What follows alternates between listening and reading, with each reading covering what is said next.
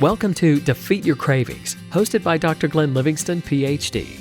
Glenn has held his doctorate in psychology for more than 30 years and is also a former multi-million-dollar consultant to the big food industry and uses his experience to help you defeat your cravings. This show will help you to focus on dramatically reducing cravings and leave the diet mentality behind, so you can more easily and effortlessly achieve your health, fitness, and body composition goals.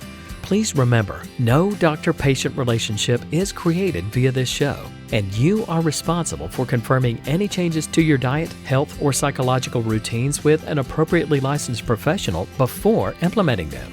Now, before we get started, if you haven't yet downloaded the free smartphone app to access dozens of these recordings all in one place, as well as to avail yourself of a confidential community for support, motivation, and assistance, please visit the podcast link on defeatyourcravings.com as soon as possible. And now, here's your host, Dr. Glenn Livingston. Hey, I just wanted you to know one helpful thing. We do discuss themes of death and suicide in this audio, and if you happen to be having a crisis, you can call 911 or 988 in the United States for assistance, or anywhere in the world you can go into Google and type in mental health crisis numbers to find the appropriate emergency support lines.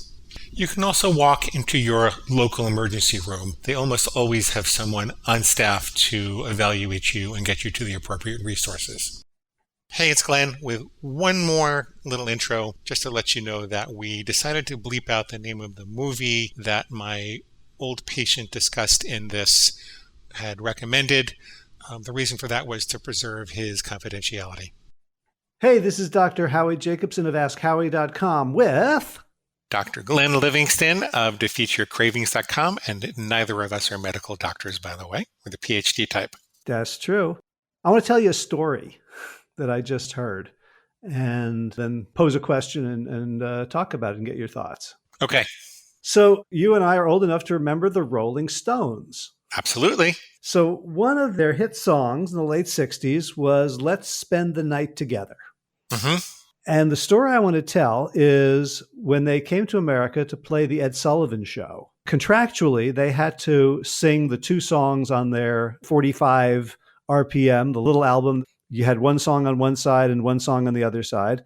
And the other song was Ruby Tuesday. Mm-hmm. And in the UK, Let's Spend the Night Together was the A side and Ruby Tuesday was the B side. When it came to the US, they flipped it because Ruby Tuesday was considered much more wholesome.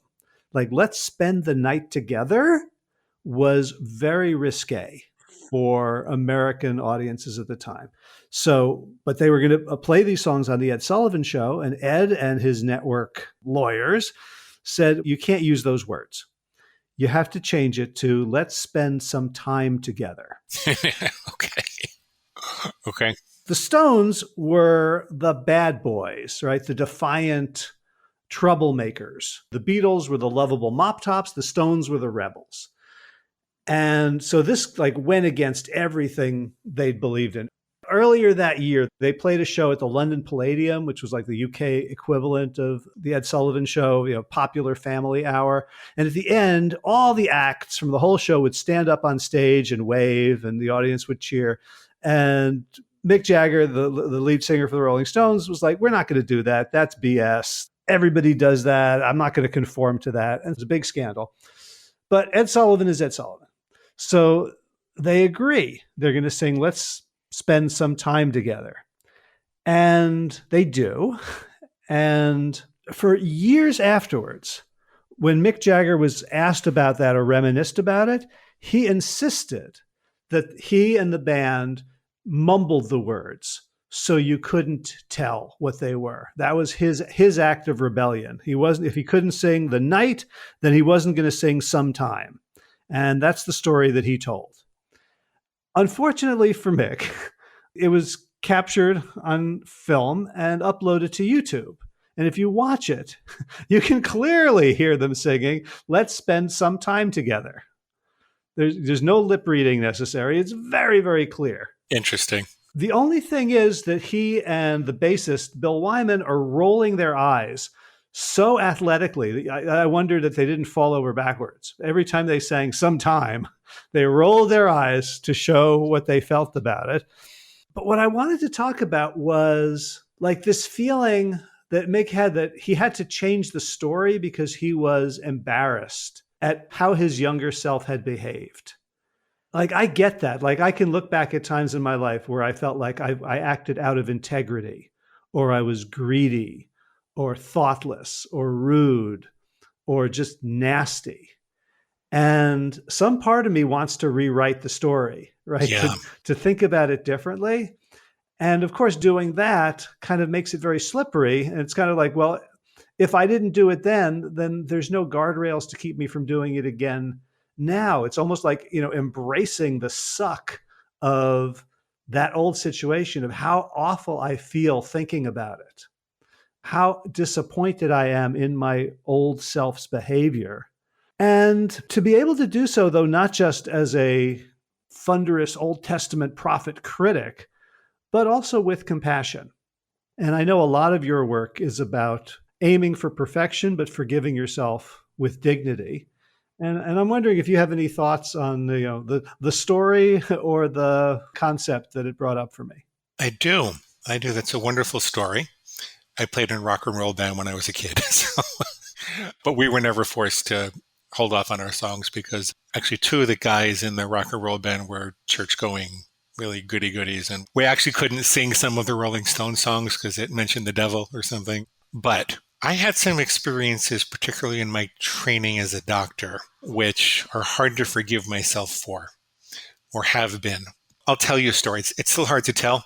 So I was an intern and I had all kinds of supervision. And for every hour that I was doing treatment, I had an hour of supervision. And I made a mistake, and I probably should have been talking to my supervisor about this along the way. There was a guy who came in to the inpatient ward. He was feeling very self-destructive, and he was trying to connect with me. And every time I saw him, he said, I want you to go watch. I was 24 years old or 25 years old. I was very young.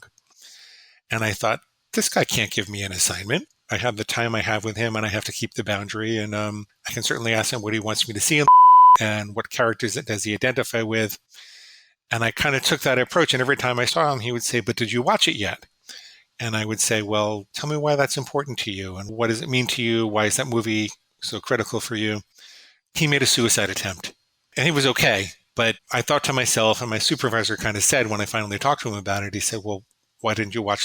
Like, what's the big deal? It still bothers me. I really should have. Now, when clients ask me to read this or watch that, I'll tell them that I will. It might take me, a couple of months because I have a lot of people that I talk to and, a lot of things that people want me to read and stuff. If people tell me every week, I want you to read this, I want you to read that, then I can't do that. But when people have something that's really important to them and they want me to experience it so I can enter their conversation and be more a part of their world, I say to myself, well, if I'm really going to help this person, I have to lend them my soul and I have to enter their world. And if I agreed to take them on, then I agreed to read at least one book or watch at least one movie or something that they really want me to see. So how do I forgive myself for that? I mean, first of all, hindsight is 20/20. And the reason that you have supervisors on an internship and there's a lot of screening before you get to an internship is because, you're not supposed to hold the ultimate responsibility while you're in training. You're not the captain, you're the lieutenant. You're in a leadership position, but you're not in the ultimate leadership position. My real responsibility was that I wasn't talking to my supervisor about it while it was happening. I didn't even know that it was something to talk about. And I mean, he didn't ask me, but I didn't know. And youth is wasted on the young and hindsight is 20/20. You could argue that if I didn't have that experience, I wouldn't have become the more compassionate, engaged, and vibrant thinking partner that I am today when I work with someone. A lot of people benefited from that mistake that I made, but I still felt like I could have prevented the attempt. It's like a scar. It's kind of like a scar. I don't concentrate on it a lot. I know that it's there. I can intellectually forgive myself for having made the mistake. I know the benefits of having made the mistake. But when I think about it, I still feel this sinking feeling in the pit of my stomach, like, yeah, that was a bad mistake that I made. Yeah, wow. A bunch of things are striking me about that. First, how impactful it still is for you and how unimpactful it is for me listening. Like, I could forgive you in a heartbeat. Thanks, buddy. right? Like my first thought was like, geez, the movie is like 3.5 hours long. Like it wasn't a small ask. Yeah. And to be able to hold the boundary as a young person to explore, to go into this helping profession because you so desperately want to help, and to be able to hold any boundary to protect yourself feels to me like there's a good impulse behind it.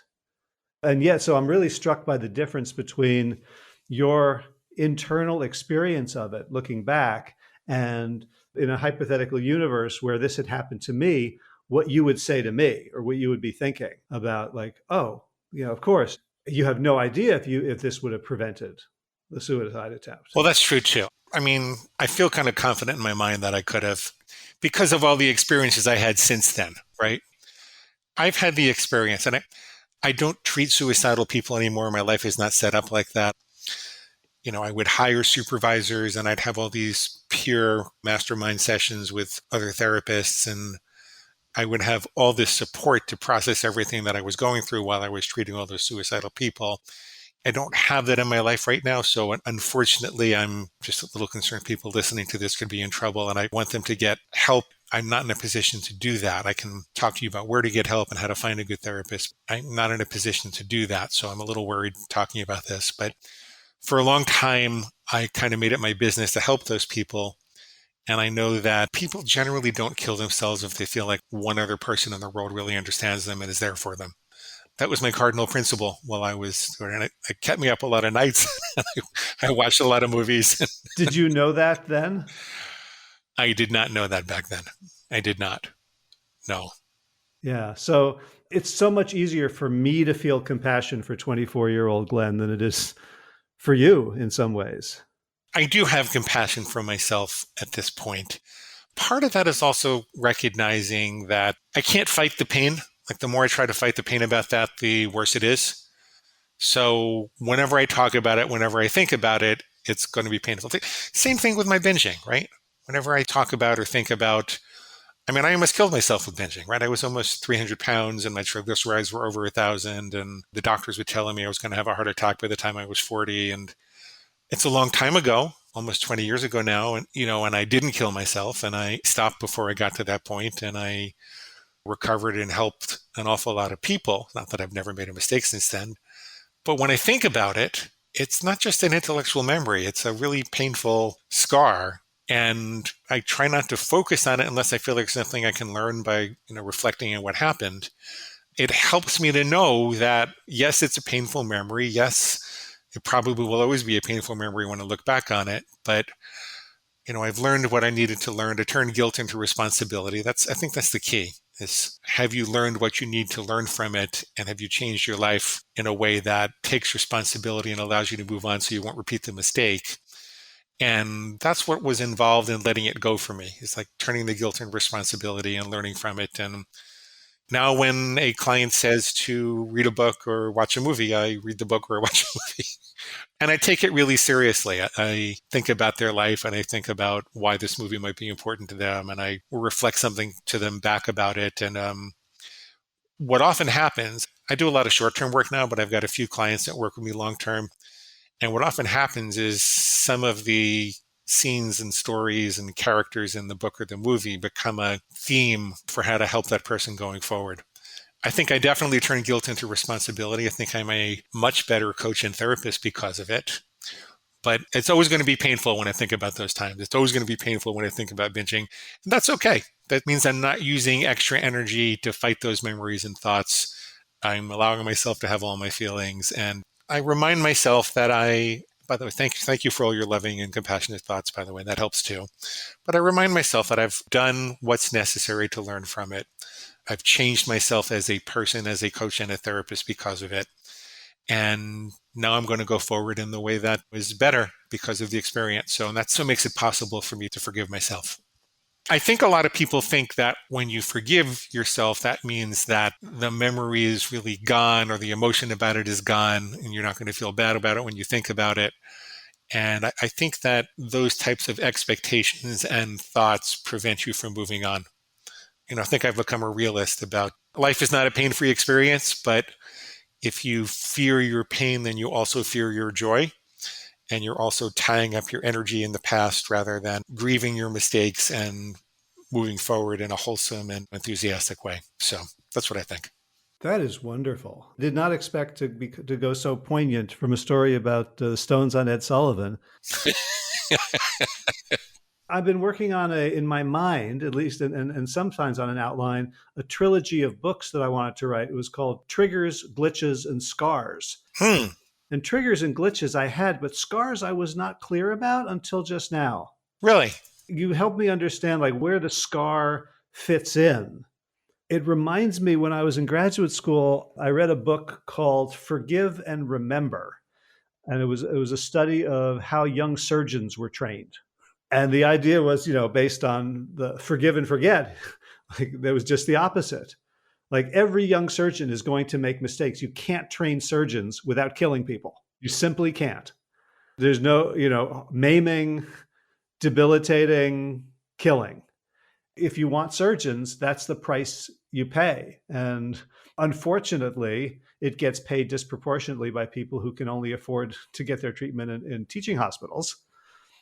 But, how their supervisors had them deal with this, which, could be incredibly traumatic. This idea of forgive and remember. And I love your phrase to turn guilt into responsibility. And I'm wondering if I can copyright that before you get a chance to. It's already done, but you're welcome to use it. Is that yours? It's already, yeah, I've used that a lot. You're welcome to use it. Then I get to attribute with honor. There you go. It helps me really understand, like a scar is not supposed to go away. It can fade. It can, not interfere with daily life on a daily basis, but there are going to come times where it's going to come up and it's going to cause you to remember things. Exactly. Ooh, this is great. Exactly. I want to end this on a up silly note, if that's all right. I love up silly notes. When the Rolling Stones were recording the studio album version of Let's Spend the Night Together, they were being very raucous. It's a loud song. And people who know it, there's sort of like this hitting percussion at the beginning. Bang, bang, bang, bang, bang, bang. So they were in the studio and they were all high on marijuana. And a couple of cops burst in, hearing the noise, thinking that it must be some sort of a robbery or some crime. As soon as they came in, one of the recording guys grabbed all the drugs and fled through the back door. So all they had was the thick fug of cannabis smoke in the air, and the recording engineer jumped up and said, he had to distract these cops before they realized what was going on. They recognized the Stones and they were like, "Oh my God, you guys are like the Rolling Stones." And he said, "Hey, we were just talking about how we need a different kind of percussion sound for this song. Could we borrow your truncheons?" And the opening percussion is these two policemen's truncheons who are just standing there tickled pink and not arresting them for drug use. That's funny. I guess we could talk about that as well, but we'll leave it there for now, I guess. It was great talking to you. Thank you so much. You too. Thank you so much. Always a pleasure. Hey, I just wanted you to know one helpful thing. We do discuss themes of death and suicide in this audio. And if you happen to be having a crisis, you can call 911 or 988 in the United States for assistance. Or anywhere in the world, you can go into Google and type in mental health crisis numbers to find the appropriate emergency support lines. You can also walk into your local emergency room. They almost always have someone on staff to evaluate you and get you to the appropriate resources. And that brings us to the end of today's broadcast of Defeat Your Cravings, hosted by Dr. Glenn Livingston. Now, if you'd like to find out more about the products and services Dr. Glenn offers to help you dramatically reduce your cravings and stop overeating in 90 days or less, please visit defeatyourcravingscoaching.com. That's defeatyourcravingscoaching.com. Thanks.